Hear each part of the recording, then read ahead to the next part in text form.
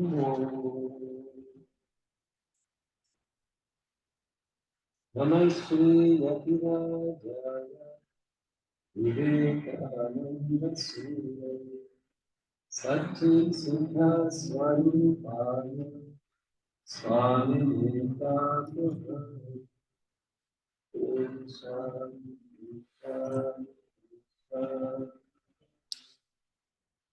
Salutations to the King of the Saints, the Saint Nirakarananda. These are the nature of existence, knowledge, bliss. To remove all our souls.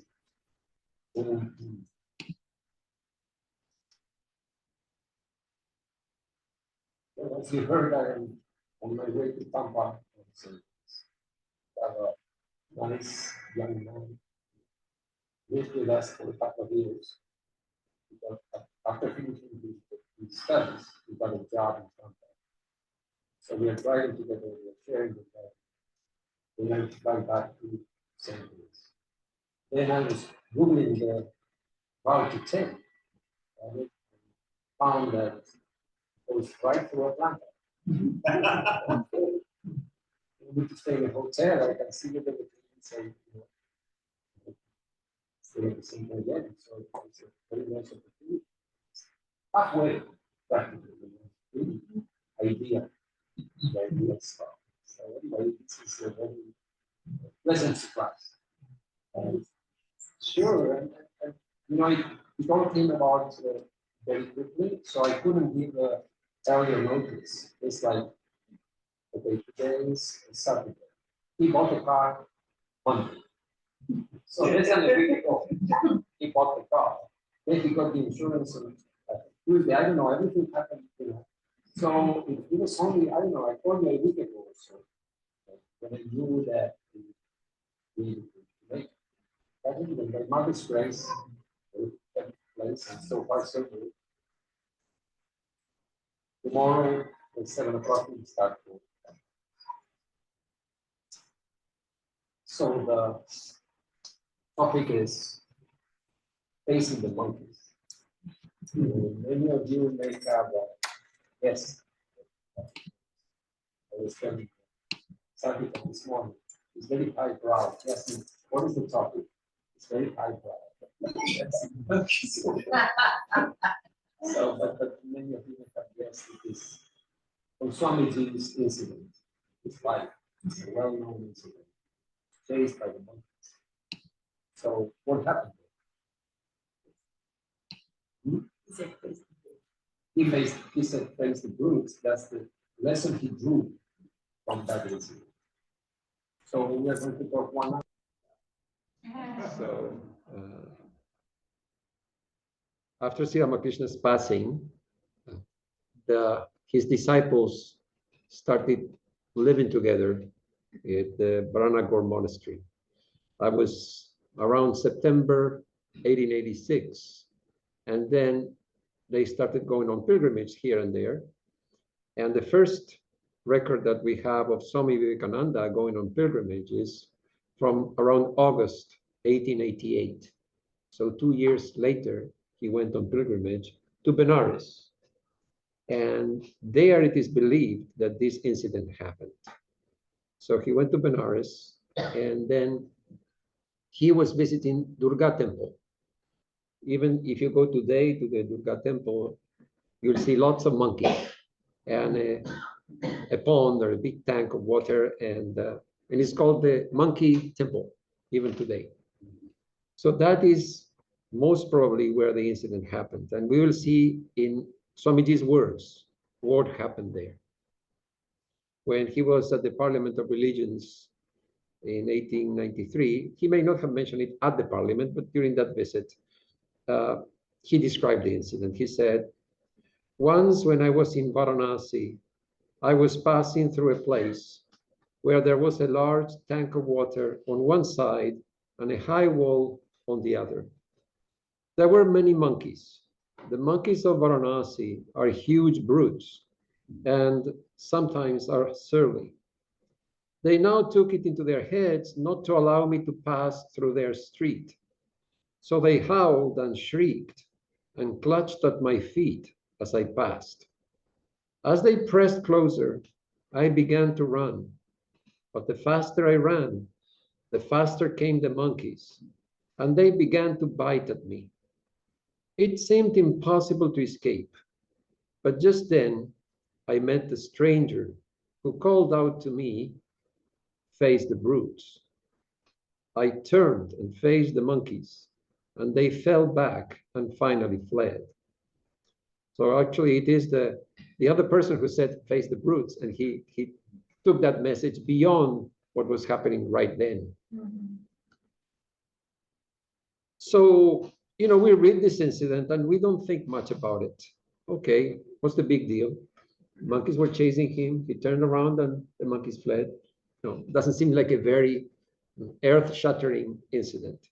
But Swamiji said he drew a big lesson for life from this small incident.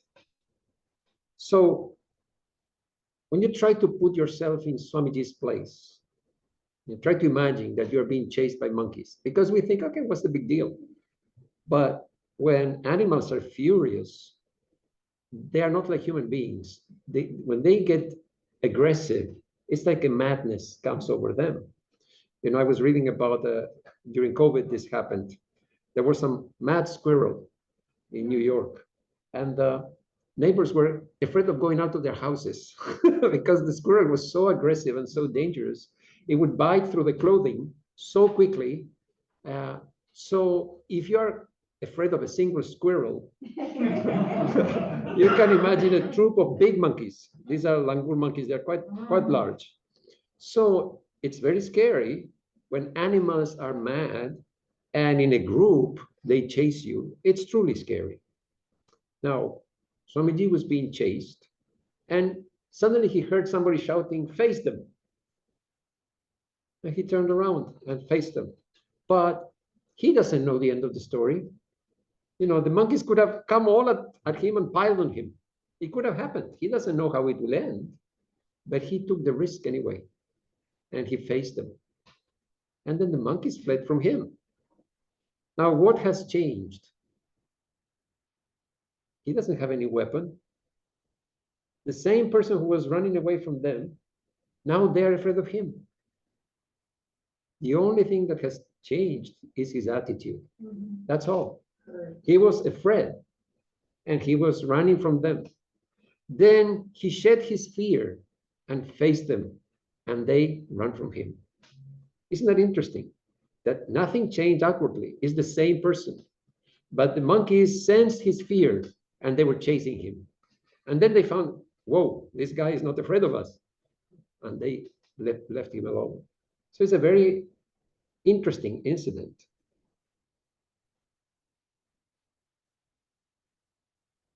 So what did Swamiji say after describing the incident? He said, that is a lesson for all life. Face the terrible. Face it boldly. Like the monkeys, the hardships of life fall back when we cease to flee before them. If we are ever to gain freedom, it must be by conquering nature, never by running away. We have to fight fear and troubles and ignorance if we expect them to flee before us. So he mentions three things, and we can think of them as three types of monkeys. There's the monkey called fear. There's the monkey called trouble, and the monkey called ignorance. So Swamiji says, we have to fight these three monkeys: fear, troubles, and ignorance, if we want them to flee before us. So there was an opportunity for Swamiji to practice this later on. In 1895, he was in England. Many of you may be familiar with the incident. He was walking across some fields with a couple of devotees. And then suddenly, out of nowhere, a bull comes charging. So one of the devotees ran to safety, and the other one fell down and was helpless. And the bull is approaching very fast. So Swamiji cannot help her. There is no time to do anything. So he decided to stand between the devotee and the bull that is charging. And he was thinking, how far will it throw me? That was what was going on in his mind. So he's completely fearless. And then at a short distance, the bull stops and moves away. So Swamiji practiced twice this advice. Now, doesn't mean that we have to do the same, literally, but there is a lesson for all of us. So Swamiji says, we have to fight fear, troubles, and ignorance. So let us look at these three one by one. First of all, fear.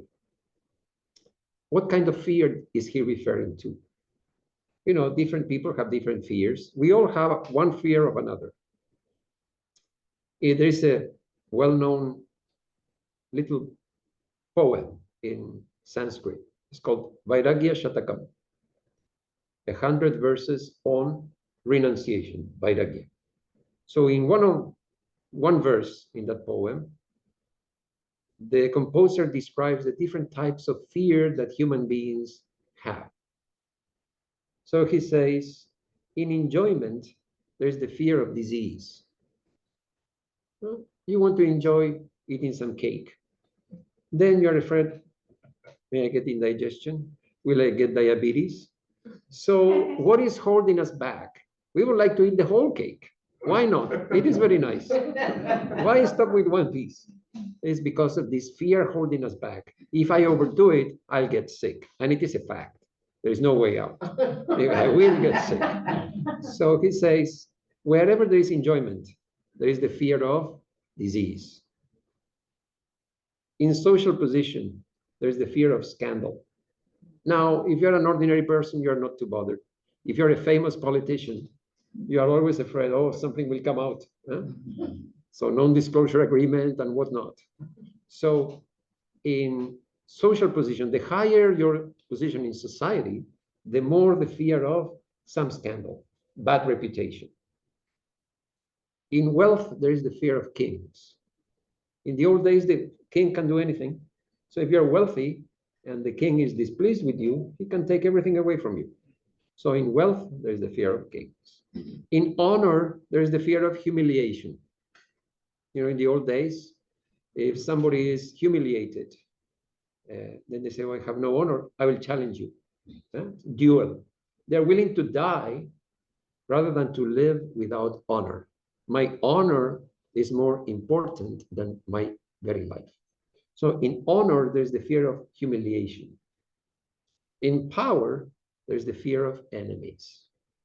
Again, for regular people like us, we may not have enemies. We may have some people we don't like. They may not like us, but it's rare to say, I have an enemy. Huh? It's rare. But if you are the CEO of a big company, you may be the best person in the world, but still you will have enemies. Your position is such that you will have enemies. So it's a very insightful verse. It shows where are you likely to be afraid. In power, there's the fear of enemies. If you're a politician, you will have enemies on the other side of the aisle, the other politicians. So those are your enemies. And you're afraid that they may do something or another. So wherever there is power, there is the fear of enemies. In beauty, there's the fear of old age. Again, it doesn't mean that every beautiful person will be afraid of old age. No. But those who are attached to beauty, they will be afraid. It's only those who are attached.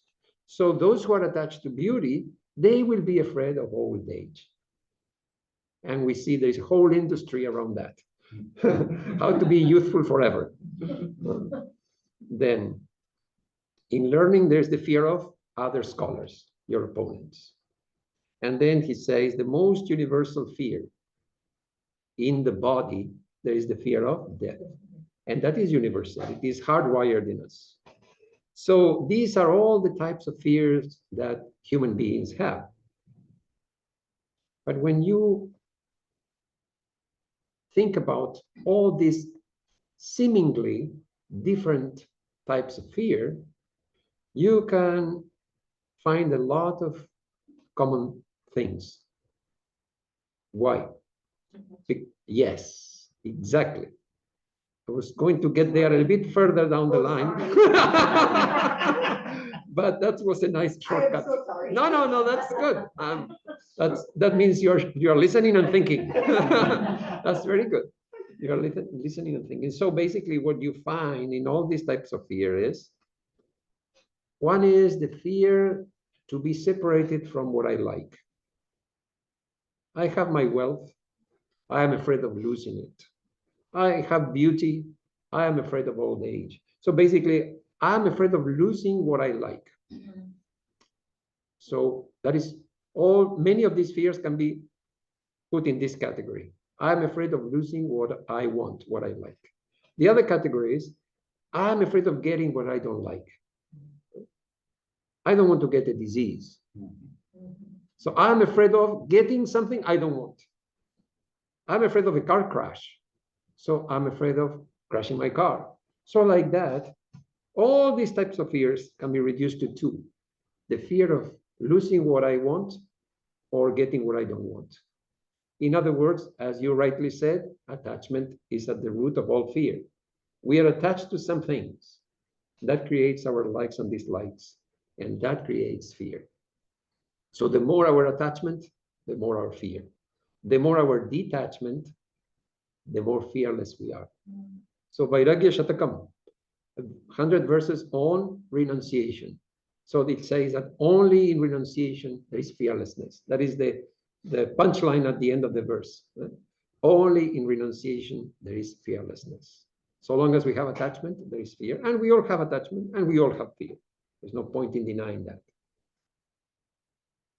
So the next question would be, can we become fearless? Is it possible? And the answer is yes, but it's difficult also. It is possible, but it is difficult. Can we be perfectly fearless? 100%, absolutely no fear. Yes, but you have to realize God. And we know that that is not easy. So Swami Prabhavananda tells a story in his reminiscences that he was a young brahmachari or a Swami at that time in India. And a group of Swamis were traveling in the Himalayas. And it was a narrow path. And then there's a cliff with a river running below. So, they're just single file, just one person at a time. They're walking through this path. And then suddenly there's an avalanche of boulders and stones. There's nowhere to hide. They're coming at them. So Swami Prabhavananda sees that and he thinks this is the end. There's nowhere to run. There's nothing we can do. He just sees the rocks coming down. So he turns back to look at an old Swami behind him. Just, instinctively, you think, okay, just turn his face. And he saw the Swami smiling. Beautiful smile, peaceful smile. And then they ducked and the boulders just missed them. They could feel the air whizzing by their heads. Just missed them. Somehow they survived. And again, it was a big lesson for him. How is it possible for a person to smile just like that, so peaceful, beautiful smile in the face of death? It is as if the Swami was telling him, yes, I know what's going on, and I'm okay with that. So how is it possible? Only if you realize God. You can face death and not be affected at all. Be ready for it. Only a realized soul.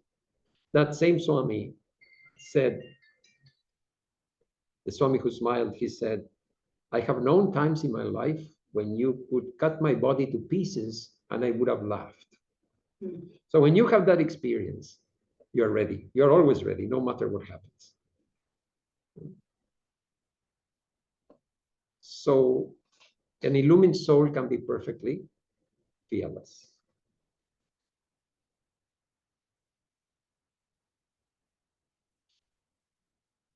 But on the other hand, you can always take the devil's advocate side and say we need fear. Fear is a necessary emotion. In fact, even great souls experience fear. There's a story in Gandhiji's life. He was in South Africa. He was a young lawyer, 24 years old, and he was visiting a client. and he was traveling first class by train. And then somebody complained. There is a person of color, first class compartment. I want him removed. So the staff, they said to Gandhi that, you cannot stay here. There is a complaint. You have to go to the third class compartment. And he said, no, well, I paid first class. And he was nicely dressed in a suit, like a very professional, very nicely dressed. So he didn't see any point. He paid for it. He's entitled to be there, first class. But they said, no, we'll remove you from the train if you don't go. So they eventually kick him out of the train. And he had to spend the night at the station in the cold. And, he was afraid, he was bitter, he was angry, but there's nothing he could do. So that is considered a turning point in his life. From that point onwards, he decided to fight the system that made him afraid. And that changed his life. From then onwards, he started the resistance movement. And there's a statue there at that station. So it's considered like a place of pilgrimage where he was kicked out of the train. And so he could have been bitter and done nothing about it. And then never again travel first class because, they will kick me out again. So I will never travel first class again. Instead of that, he faced the fear. He fought the system. That fear spurred him into action.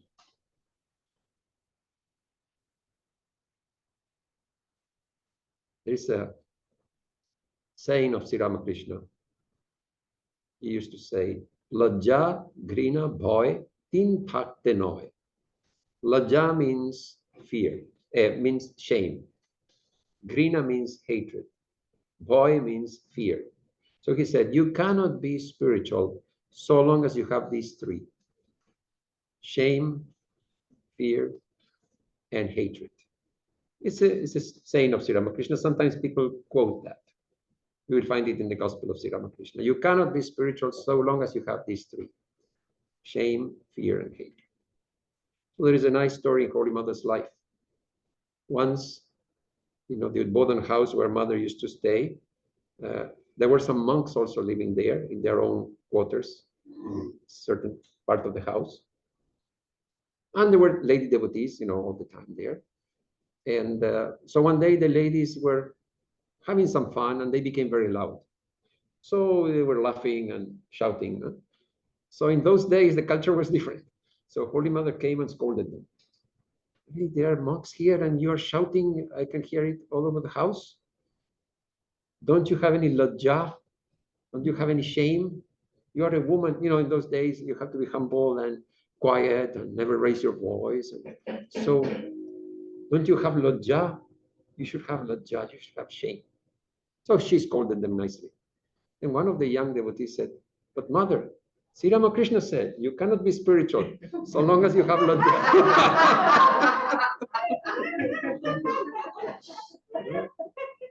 So you cannot be spiritual so long as you have this. So lajja means modesty, shame. It has many meanings. Then Holy Mother's reply is very interesting. She says, yes, what Sri Ramakrishna said applied to those who are immersed in the thought of God. For them, yes, you cannot be spiritual and have these three. But then Holy Mother says, I say, lajja, grina, bhoy, tin thakte hoy. Let all three remain. Let fear, let hatred, and let, what is the other one? Shame remain. Mother is contradicting Sri Ramakrishna. So it's a very interesting incident. How do you explain it? Holy Mother, Sri Ramakrishna says, you cannot have them and be spiritual. Holy Mother says, let them all, I say, let all of them remain. So I think it's a matter of perspective and context. Sometimes you need fear. If you are not afraid of crashing your car, having an accident, you may be a reckless driver. So if you're perfectly fearless, it's very hard to function in life. So that fear holds us in check in so many ways. The fear of shame. Again, I must behave because Otherwise it'll be a shameful thing. So the fear of society, the fear of this and that makes us behave. Swami Vivekananda used to say, most people behave because of fear of the policeman, not because they're good. So yeah, there's an element of that. So Holy Mother said, let them all remain. Even in her own life, we find interesting incidents. Holy Mother's life. Once she had a toothache, and Swami Saradananda, who was her assistant, he called the dentist. He thought mother is in pain. That the dentist pull out the tooth. So the dentist came to mother's house, and then mother is nowhere to be found. So Swami Saradananda called Golapma and said, please find where mother is, and the dentist is here. Mother is in pain. So Golapma went to the ladies' quarters, and after a while she came back and said, no, mother will not see him. And Swami Saradananda said, but he has come, please, try to convince her. And Golapma said, no, I know mother, she will not agree. There is no discussion, I will not insist. Swami Saradananda had to pay the dentist, apologize, and send him back. And then he said, okay, where is Holy Mother? So they started looking for her. They found her under her bed, hiding. She was so afraid of the dentist that she hid under the bed. So that is Holy Mother, the Divine Mother of the universe. She gives the boon of fearlessness to us. She makes us fearless, and she's hiding under the bed. Why? Because she's showing the human aspect. She's showing the human aspect, that's all. She has the power to give fearlessness, and she also has this sweet aspect. So regarding hatred, Swami Prabhavananda tells another story. Once he had just joined the monastery, he was a young novice, and Swami Premananda, who was a disciple of Sri Ramakrishna, he was the novice master, and he used to be very demanding. He used to scold them nicely. So once Swami Prabhavananda, he was a young brahmachari then, he just saw Swami Premananda scolding a brahmachari very angrily. And the thought crossed his mind that, this holy man loses his temper. Immediately, when he thought that, Swami Premananda, who had been scolding the brahmachari like this, very angrily, he turned and looked at him and smiled, and then turned back and continued scolding. Again, these two incidents in Swami Prabhavananda's reminiscences, the boulders coming down and the Swami smiling, and then the Swami scolding and then smiling again. He got big lessons from that. It's just a smile, nothing is said. But the Swami reflected, he said, Swami Premananda gave me to understand that he was not angry. You cannot be mad and then smile and then continue to be mad. He just doing it for the benefit of the brahmachari. He's not really angry. So like that, in this great soul, you find these three, even hatred or anger, fear and all that. But it's just a play for them. Now for us, it's more real. So I think what Holy Mother means is that we need these emotions. They are part of being human. But what Swamiji means is we shouldn't let them get out of hand. We shouldn't let them control us. Facing the fear means don't be a fearful person. At the same time, be fearless, but don't be, Holy Mother says, don't be reckless. Be fearless, don't be reckless. So if you're afraid of a snake, it is understandable because the snakes are dangerous, they can bite you, etc. But should you be afraid of a photograph of a snake? That is too much. A photograph cannot do you anything.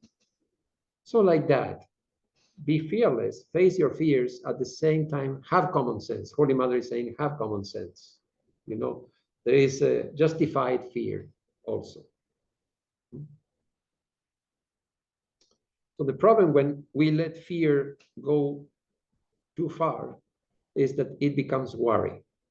We get into the habit of worrying.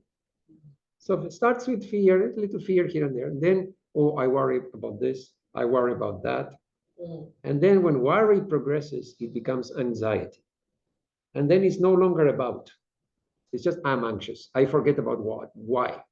So when you say I'm worried, it is I'm worried about this will happen or that will happen.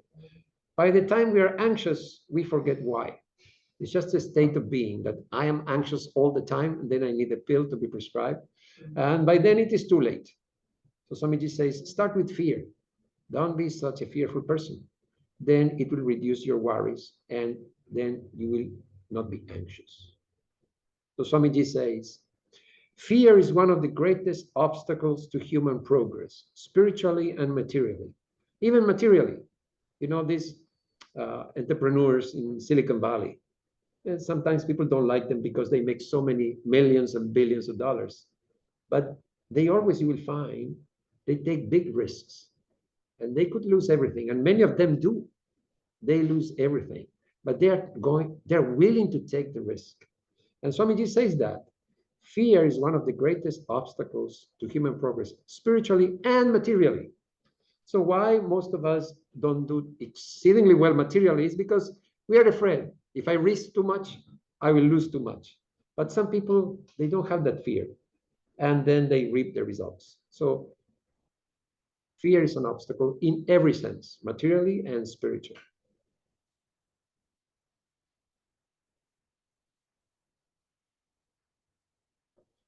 So how to fight this monkey of fear? I think what we mentioned in the beginning, attachment. It is because of attachment that we become afraid. So if we do our sadhana, if we do our spiritual practice, it will reduce our attachment, and that will reduce our fear. So instead of sitting down and saying, I should not be fearful, I should not be fearful, it will not work. But we try to love God. And if we, to the extent that we succeed in that, we will become more fearless. It is a natural consequence of loving God. So you love God, God will reduce your attachment, and your less attachment means less fear. It's a natural way to deal with it. Now, Swamiji also says, face your troubles. Now, we all have our troubles in life. It will be of some kind or another. Sometimes big trouble, sometimes small trouble, but we all have to face them. When you speak about fears, most of them never materialize. When you think all the fears we have in our lives from our childhood until now, fear of this, fear of that, how many of those things have happened? Very few. Most of our fears, they remain in the background throughout our lives. But troubles are real. Troubles are not imaginary. Troubles are very real. They are in our lives, and we have to deal with them. Even in the lives of saints, you will find lots of troubles. So they are an example to us how to face the troubles. And if you look at Swamiji's life, he had plenty of troubles. First, health troubles. He used to suffer from many chronic illnesses, insomnia, diabetes, asthma, and so many other things that came and went. He had a lot of physical ailments. Then he had financial troubles. We know that his father passed away when he was young. He had not provided for the big family. Suddenly, they don't have money. Now, Swamiji wants to become a monk. He's a young monk, and he's the eldest of the family. And everybody's looking at him. How are you going to support us? So there was a big problem. And it lasted for quite a while until finally things settled and, the family had some kind of security. He had to face that trouble. Now, he wanted to be a monk, and he could have run away, but no. He stayed at home, and he made sure that they were provided for, and then he became a monk. He had to go through all the trouble that he didn't want in his life, but he had to face it. Then he had legal troubles. After his father passed away, one of his aunts ousted Swamiji's family from his ancestral home. And so he had to sue this aunt. And the lawsuit lasted 14 years. And Swamiji settled it 6 days before he's passing away. Yeah. So imagine he's a God-realized soul. He's a Brahmagyani, and he's dealing with a lawsuit with his own relatives for 14 years. So what does it tell us? He's willing to face all this very annoying, unfair, it was unfair. The aunt was not right, of course, but he couldn't just say, okay, you keep the home. He had to fight it. There was no other way. So he fought it for 14 years, and finally he had to give them something. He knew that he was going to give up the body. So he settled it just before that. So he had to face this big legal trouble. Then what happened? He came to the US and he was very successful. And that wasn't good news for the missionaries. So they started spreading scandals and rumors about Swamiji. He's immoral, he's doing this and that. And you can imagine, he's a young man in a foreign land. It is his word against the whole machinery of the missionaries, spreading rumors. How can he prove his innocence? How can he prove that he's a true minister, a true spiritual person? He cannot. So he had to face that trouble. All these rumors and scandals being spread about him, and he's alone in a foreign country. He had to continue his work in spite of that. Then what happens? He goes back to India, and he finds he is not understood by his own brother disciples. The disciples of Sri Ramakrishna don't understand him. He says, let us start a movement. Let us start the Ramakrishna mission. Let us do work for the poor. And his brother monks say, why? Sri Ramakrishna said, meditate and realize God. He never said, do relief work and spread education. Sri Ramakrishna never said that. These are your own ideas. So they argued with him. They could not understand him. And it took him quite some time and effort to bring them round and make them understand that these are not his ideas. He's following Sri Ramakrishna's ideas. So finally they came around and they supported him, but it took a while. It wasn't that easy, that smooth. So he had the trouble of not being understood at home. Then another example of how he was not being understood. Swami Vijnanananda, a disciple of Sri Ramakrishna, he was very strict with the ladies. He would keep a distance, in his monastery, no ladies were allowed, etc. But Sri Ramakrishna had told him to do that, so he was following that. Then Swamiji comes back to India after staying in the West, and he's accompanied by some Western lady devotees, and he's moving around with them freely, joking, and some were shocked. And then Swami Vijnanananda, it bothered him. So one day he caught Swamiji alone, and he asked him, Swamiji, you went to the West, you mixed with everybody freely, and now you have come back and you're moving around with ladies. This is against Sri Ramakrishna's teachings. Swamiji, his face became flushed. He became very grave. And then Swami Vijnananda started to tremble. What have I done? Immediately he regretted having complained to Swamiji, having doubted him. But it's too late. He has spoken it.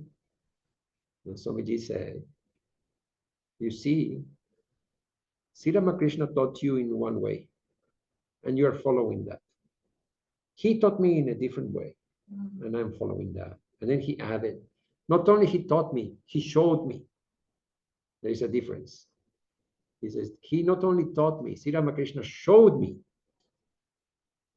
And then he said that Sri Ramakrishna has erased in me the distinction between male and female. Now, he would have never made that statement. It's only because Swami Vijnanananda probed him. So he says, he has erased in me the distinction. So for a Brahmagyani, in the Atman, where is gender? There is no gender in the Atman. And besides, Swamiji says, You think Sri Ramakrishna came only for men and not for women? You think he only came for one race? No, Sri Ramakrishna came for the whole world. So that is why Swamiji was the perfect instrument of Sri Ramakrishna's message, because he could mix with everybody freely. He was at that high level. For him, everything was the Atman. Now we say that, it's very easy to say everything is the Atman, but it's very difficult to experience that. He had experienced that. He could see that. He said, Sri Ramakrishna showed me. So he was not understood by his own brother disciples sometimes. So that is one example, Swamiji's life, the life of the saints, an example to all of us, how to face our troubles. They all do in their lives. They never run away from their troubles. So then, last monkey is ignorance. What does it mean that we should face our ignorance? It seems like a very abstract idea. How to face your ignorance? Well, in Vedanta, it's called avidya. It's ignorance of our true nature, our true self. We are the Atman, we are free, we are eternal, and we don't know it. And that is creating all the trouble. So, according to Vedanta, avidya veils our true nature. And then it makes us weak, because we think we are the body and the mind. And through weakness, we make mistakes, what in Christianity is called sin. So it's because of ignorance that we do wrong things. So Swamiji says, what we call mistakes or evil, we commit because we are weak. And we are weak because we are ignorant. So you can see a sequence. From avidya comes weakness. And from weakness comes mistakes or sin. If you remove avidya, you will no longer make mistakes. That is the idea. Swamiji continues, the greatest sin is to think yourself weak. All power is within you. You can do anything and everything. So there's only one sin, according to Swamiji, to think that we are weak. That is the only sin. And from that, all other mistakes come.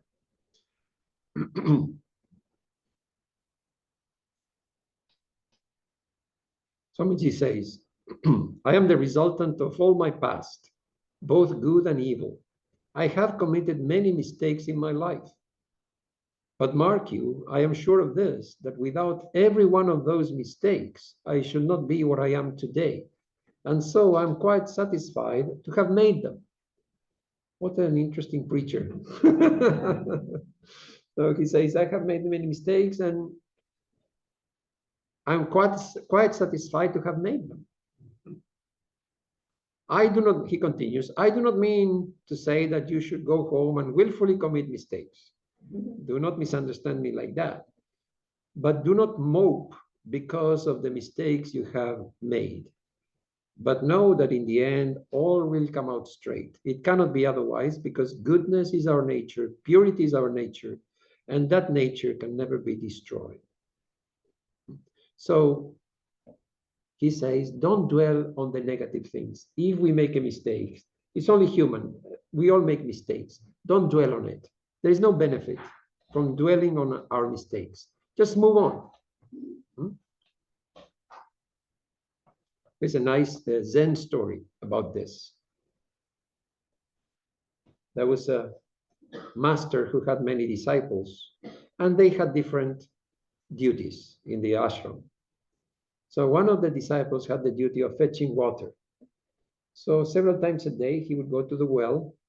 He had a pole with 2 buckets, one at each end, and he would fetch water for the master.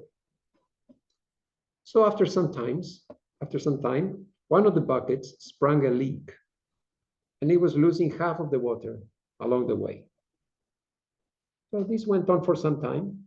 So now every trip, he was getting 1.5 buckets instead of 2 buckets of water. After some time, the bucket got depressed.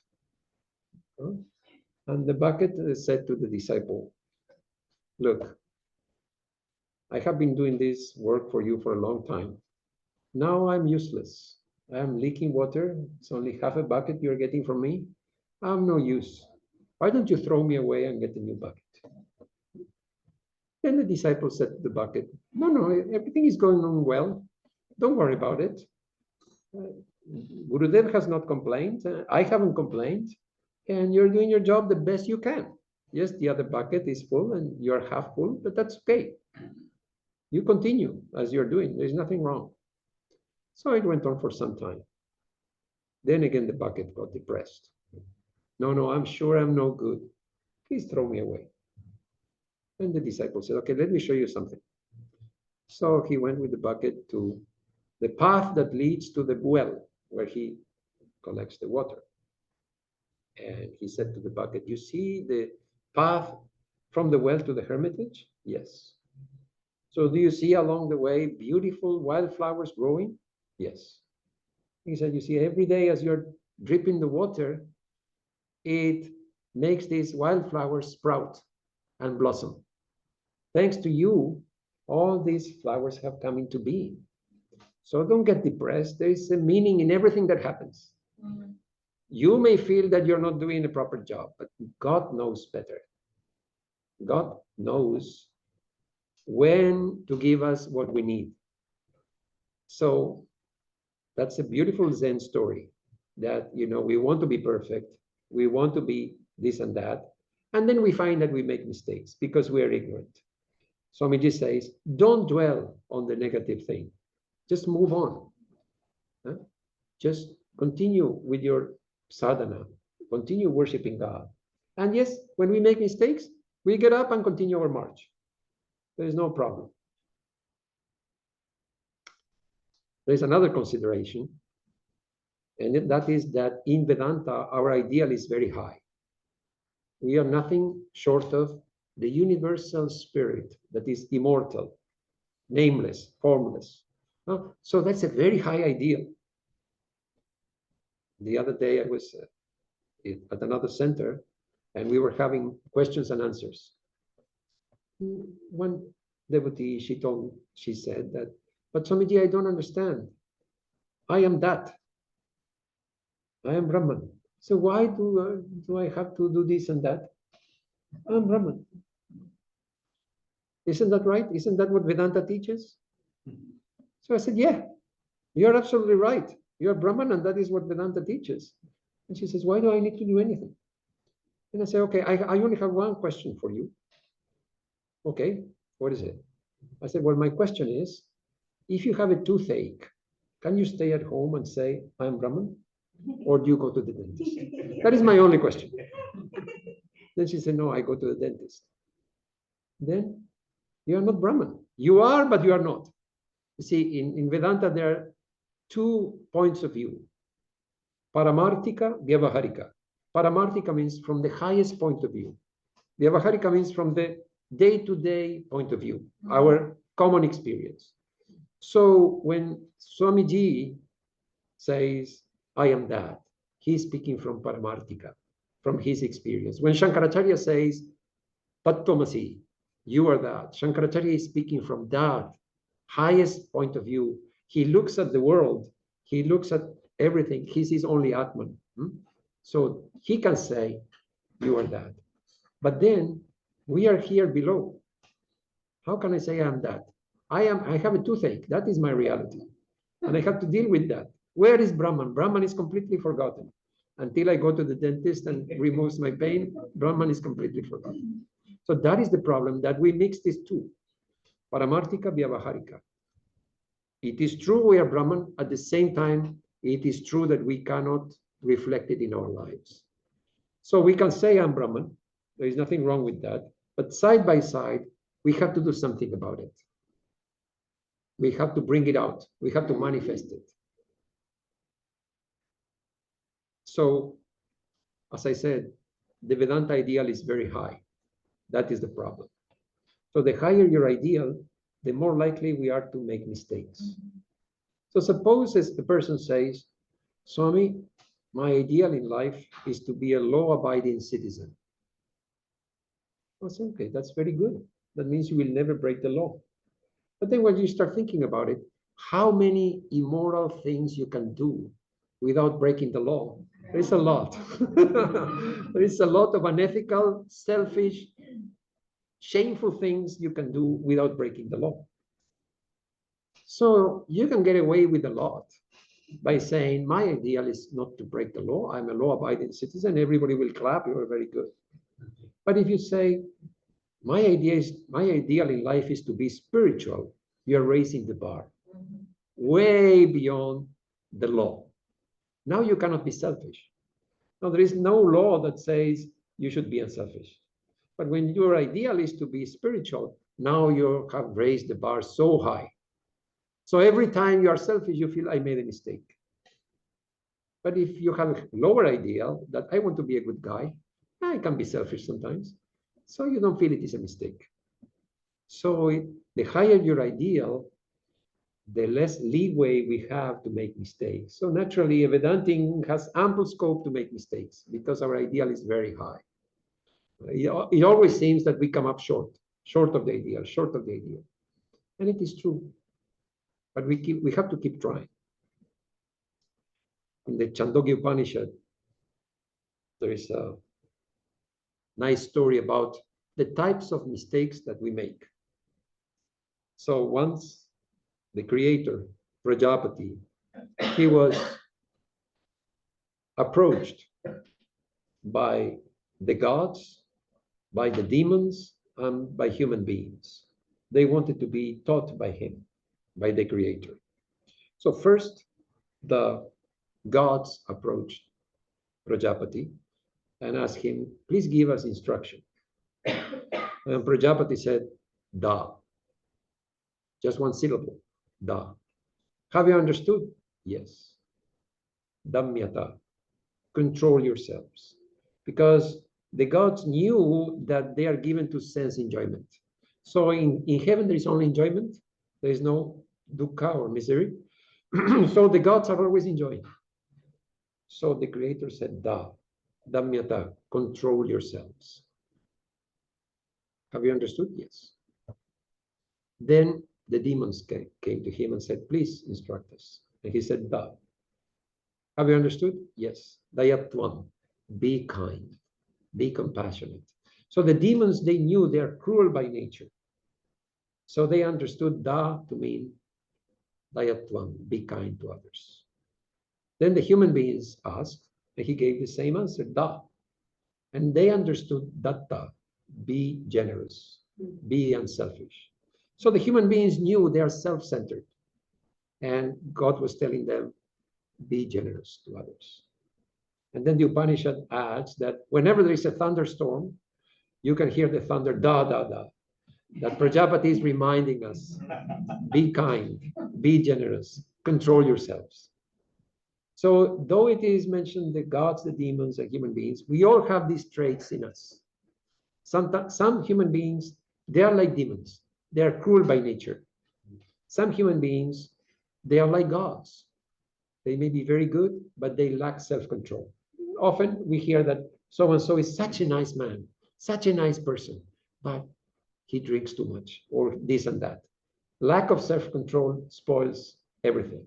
The person may be very good, may be very generous, and yet lack of self-control spoils everything. In fact, sometimes I feel like in Vedanta, we are all gods, because the main complaint of the devotees is lack of self-control. So the tendency to enjoy, it seems to be the biggest obstacle for devotees. You know, people who are in the spiritual path, they are not cruel, they are not selfish, but this is the last obstacle, that the tendency to enjoy, the lack of self-control. So anyway, these are the types of mistakes that we make because of ignorance. It is because of ignorance.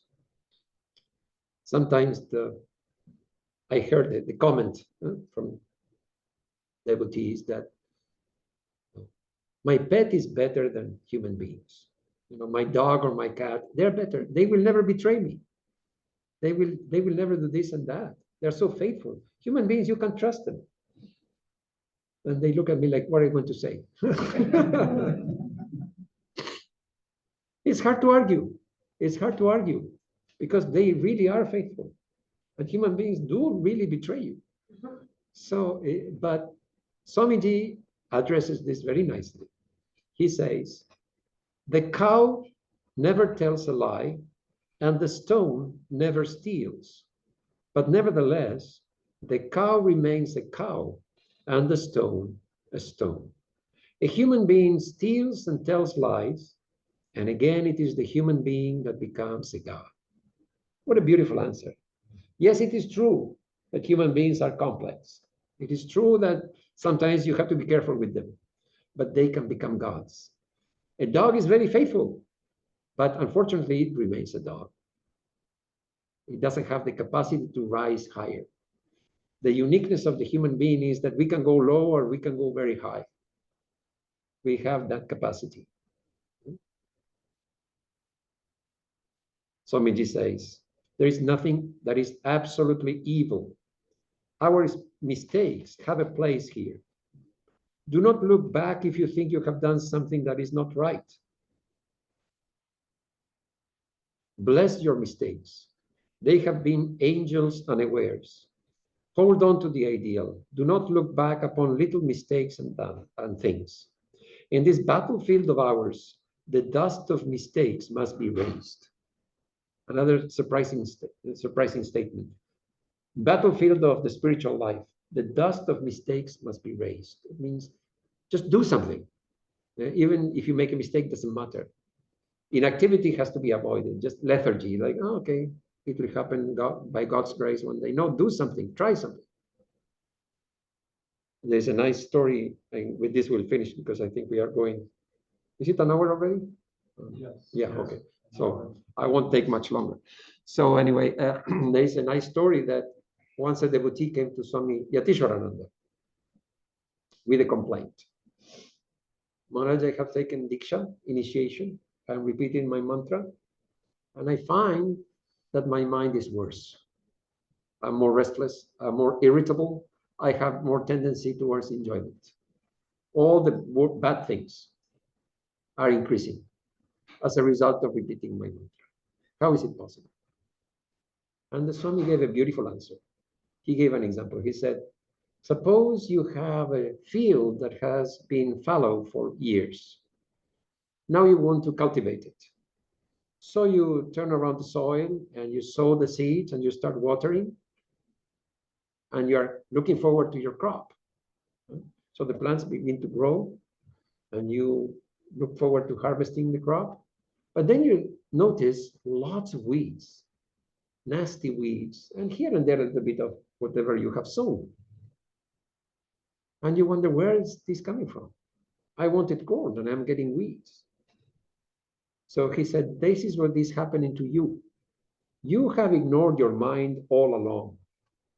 Now, repeating the mantra, you're trying to concentrate it. You are watering your thoughts. You're activating your thoughts. All the latent weeds are sprouting. So you want the crop of your mantra, and you're getting the weeds of these unwanted thoughts that were lying there all the time. You did not know. So now, with your meditation, you have activated everything, the good and the bad. You have to pull out the weeds. You have to continue repeating your mantra until all these reactions pass, and they will pass. So it's a beautiful example that sometimes, it seems as if we are making mistakes, but it's really, we are just going through the process of spiritual life. Sometimes you have things to work out.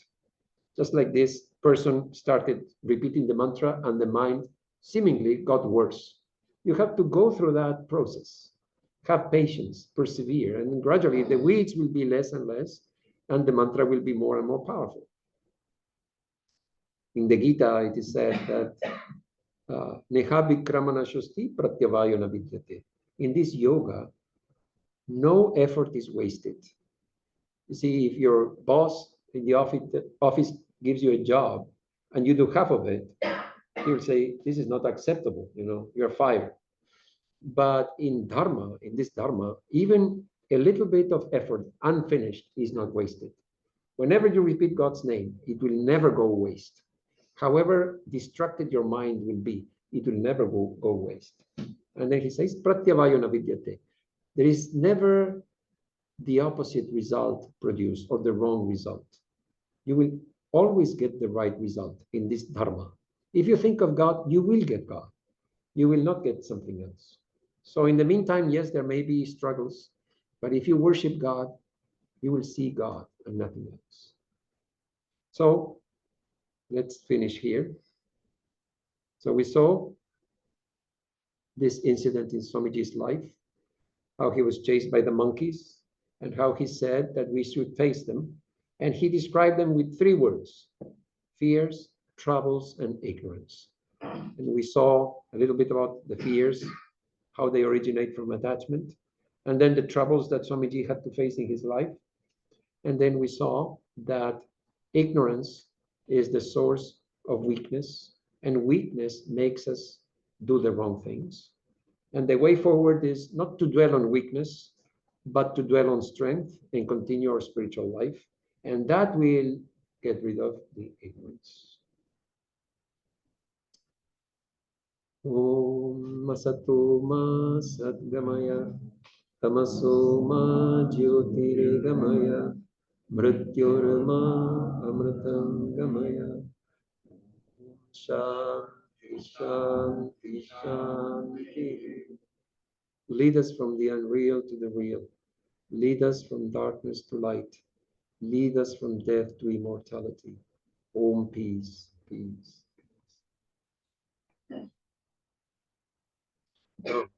What next? Is this questions and answers or lunch? Question and answer. Okay.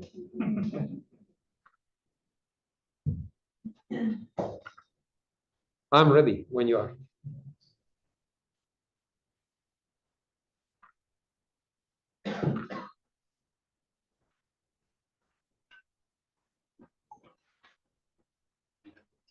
Sure.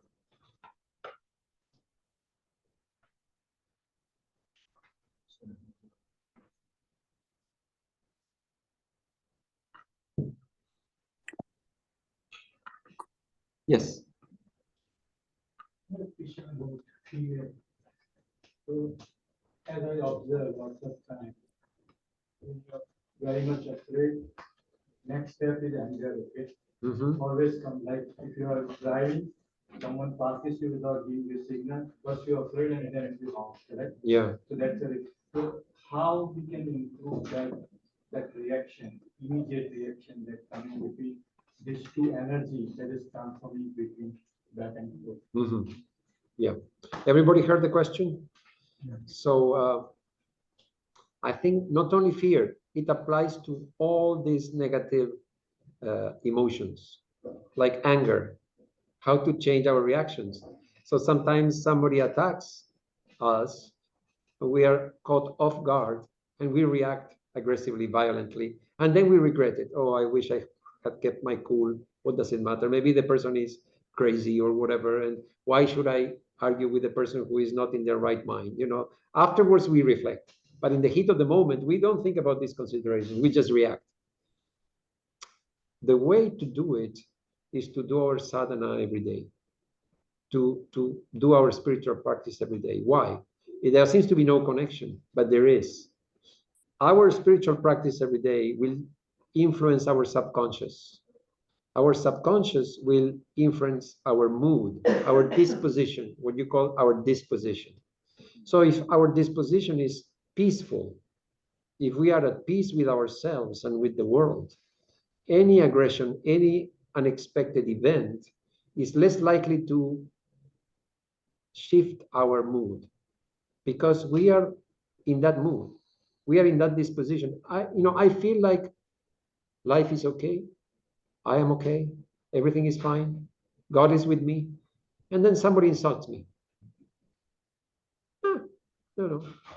Probably I won't be too bothered. But if I am distracted, I am rushing, I am, thinking about a million things, and somebody insults me, it's very unpredictable how I will react. Probably, probably I will be mad. So I think that the key is our daily spiritual practice. That will affect our disposition. over time. It doesn't happen overnight. As we develop that peaceful disposition as our natural state, these things are less likely to sway us. Yeah.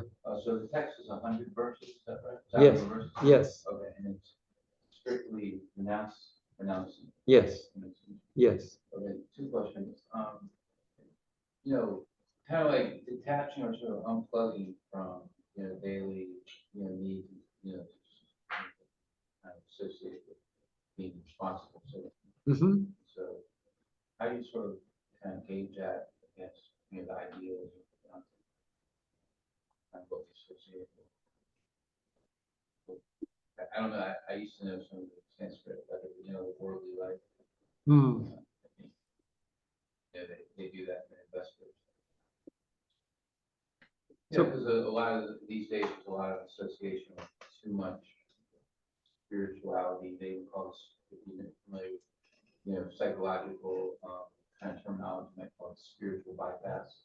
No, I am not familiar with the spiritual It's more of a bypass. Western Uh-huh, phrase. uh-huh. You know, it might be someone who's done so much spiritual practice, you know, that they've kind of like, you know, like gotten sick. Yeah. So there's not always a containment to Yeah. be accepted, you know, whether, you know, here in Georgia, we have a Trappist monastery in Congress that is in sort of in the spirit of, I think, Gethsemane, which is the original Trappist monk was very, Thomas Merton, very familiar, Yeah. dialogue with the Dalai Lama. Yeah. And so, you know, that's a very well-known monastery here. Yeah. I think they have another one in Kentucky. Yeah. I'm just trying to understand, you know, how we sort of deal with, like, in this case, it was like a blank, Yeah. excuse me, and you know, the cars went by. Yeah. Yeah. You know, There's just thoughts I have, you know, someone who's been here, visited the center, yeah. maybe Swami Nirakarananda, Yeah. about, you know, approaching paradigm. Yeah. Yeah. You know, in spiritual. Okay. Okay. Well, thank you. Thank you. Something that happened to me just a couple of days ago. Was driving, and like I said, the car passed by me, and I didn't get mad at the guy who drove by. And I realized the thought that I had in mind at that time, it made me realize I wasn't thinking right. It came and gave me a direction. I was thinking wrong, just straight on the right. We should look at those things as a means to, you know, what you're doing. It's a means to correct yourself. Yeah. My immediate reaction was, okay, the thought I had, Yeah. forget it. Yeah. So it came to give me a message. Change my thought. Yeah. Take a wake-up call. Yeah, it's like a big. Yeah. The thing is, all these little things, problems or, you know, duties that we have in ordinary life, etc., we cannot solve them piecemeal, one by one. Okay, this is how not to get angry. Okay, this is how to do this. That. So Sri Ramakrishna made it very simple. He said, love God, develop love for God, do your spiritual practice. That will take care of everything. So all the problems get solved. And we do the right thing instinctively. We develop that fine-tuning to dharma that is, Sri Ramakrishna said, the person who thinks of God, they will do the right thing. The person who is connected with God, they will naturally do the right thing. Otherwise, it's a lot of work. Okay, I should not be angry. I should not be fearful. I should not be shameful. I should not be this, you know, just love God and God will take over. Basically, a higher power takes over our lives, takes over our ego. There's one nice saying that one Christian lady told me from her church. Let go, let God. So I never heard that before. So basically you are letting go of the ego and letting God take over. Let go, let God. Let God deal with it. I surrender to you, you deal with it. And then you have the words of the Gita. You know, Sri Krishna says in the Gita, when he tells Arjuna to fight, he's telling all of us, live your life. look after your family, have a good job, earn money, but don't forget God. That is the message of the Gita. Do both. If you only say that, okay, I'll repeat Om and my family will take care of itself, it will not work. It will not work. So you have to look after them. At the same time, if you only look after them and forget all about God, that also will not work. That Sri Ramakrishna said the worries, dangers, and all the things of the world will overwhelm us. They will overwhelm us if we forget God. So it's a delicate balance that we have to fulfill our duties and we have to also live a spiritual life. But Sri Krishna says there is no conflict. Do your duties as worship to God. Just bring God into your life. Don't make it like two separate things. Oh, I'm working in the office. Now God is gone. That's not like that. God is here in the office. I'm cooking in the kitchen. God is there in your kitchen. That is the way to bring God into our lives.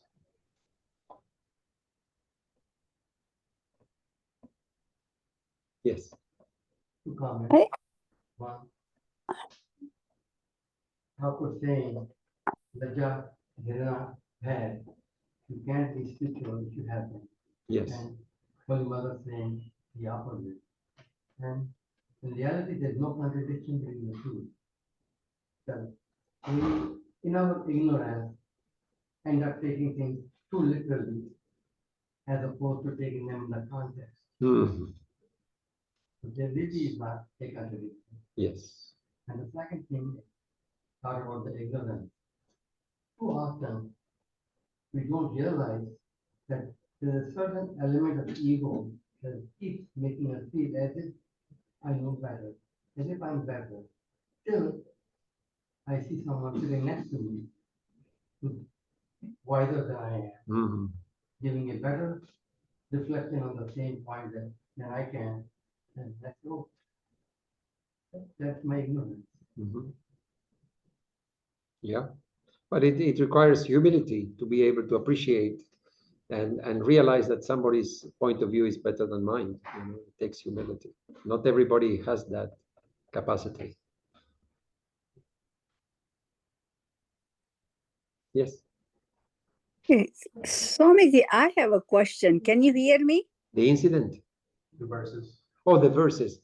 You may have it in the bookstore. I don't know. It's a well-known little booklet. I'm certain you can find it on Amazon. So 100 verses on renunciation would be the English translation. Vairagya Shatakam by Bhartrihari. It's from India, you know, one of our monasteries, maybe Advaita Ashram, maybe Chennai Math, one of those two. It's a well-known book, and Swamiji quotes, Swami Vivekananda quotes Bhartrihari. So it's a well-known, just 100 verses on renunciation. We have it in St. Louis, you know, maybe a couple of bucks. If you order it online, maybe a little more. But it shouldn't be difficult to get. So normally the booklet has a Sanskrit and then the English translation. Yeah. I just forwarded it to our website. I got it online. Oh, you got it online? Okay. Bah. It's a PDF of it. So that is a free. Bah. Doesn't get any better. Yeah. It's from Advaita Ashram, our Advice. Swamiji being from St. Louis, you're so fortunate, and we are fortunate we are in front of someone who is from a place where Swami Satprakashananda really he lived and gave so much to all of us. Yeah. Is there something that you can tell us specific about Swami Satprakashananda that you may have seen vividly? I never met him, you know, but yeah, I heard some stories. In sentiment, Yeah. and in ways that he really operated, you can tell us. Yeah. The recording is over, right? Yes. Okay. So I heard a couple of stories. One devotee, he was very close and he lived at the center.